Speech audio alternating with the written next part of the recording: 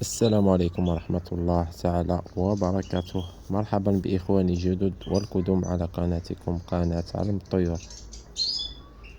إخواني، معكم أخوكم هارون.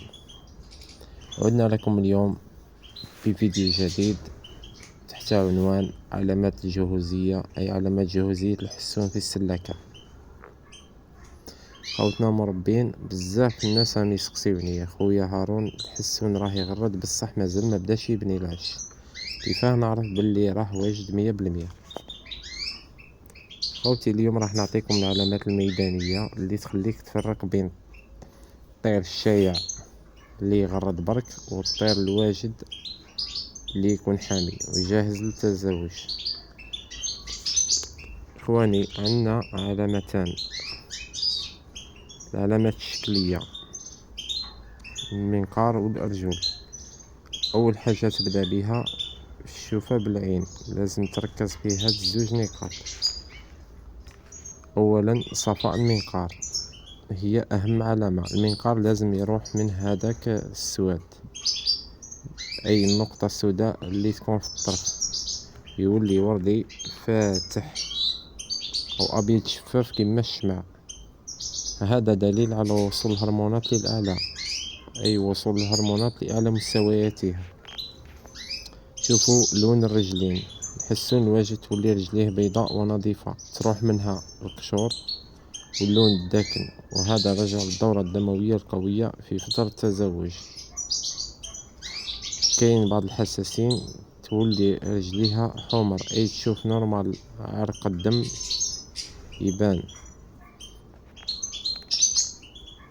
والنقطة الثانية اللي هي لغة الجسد والحركة، وهذه تتمثل في الرقص والتغريد. في السلاكة الحسون الواجد يبان من البعيد بالحركات نتاعو.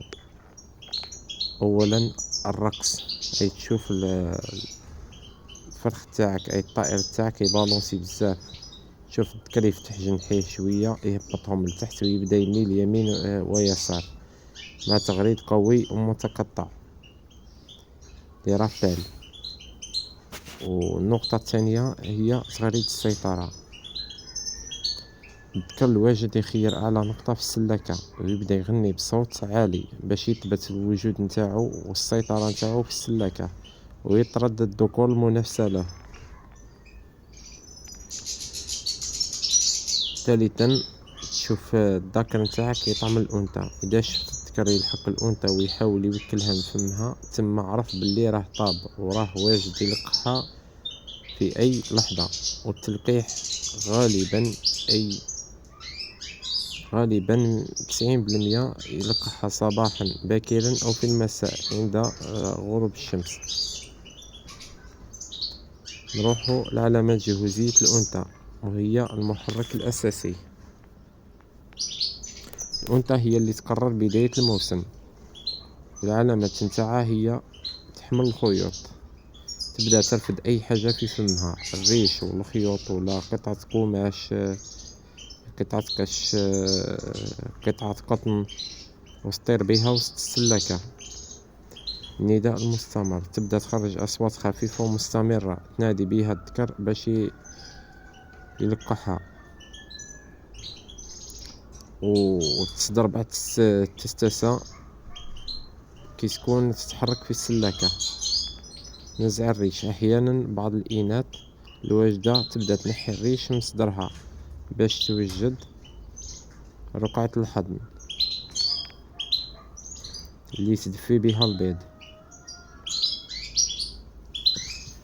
ونعطيكم بعض النصائح إخواني. يا خوتي، كاين فرق بين الطير الحامي والطير الواجد. الطير الحامي يقدر يضرب الأنثى ويخرب العش، أما الواجد هو اللي يكون متزن. وننصحكم كي تشوف هاد العلامات كتر من بذور الشوك والكالسيوم، ونقص الدخول للسلاكة، خلي الطيور تعيش طبيعتها وحريتها، واعطيها الأمان اللازم باش تبنيك العش وتبيض لك البيض وما تحش بالخطر. وفي النهاية، إذا كانت هذه أهم علامة الجهوزية، وإذا شفت هذه علامات عندك، مبروك عليك الموسم. خوتي يقولوا لنا في التعليقات شكون اللي راه واصل لهذه المرحله وشكون اللي راه مازال بعيد عليها، وعطيونا بعض المشاكل اللي راكم تواجهوا فيها، ممكن نعطيكم فيديوهات عليها ونسهل لكم الانتاج باذن الله. وما تنسوش لايك والاشتراك، ونتلاقاو في فيديو اخر باذن الله. والسلام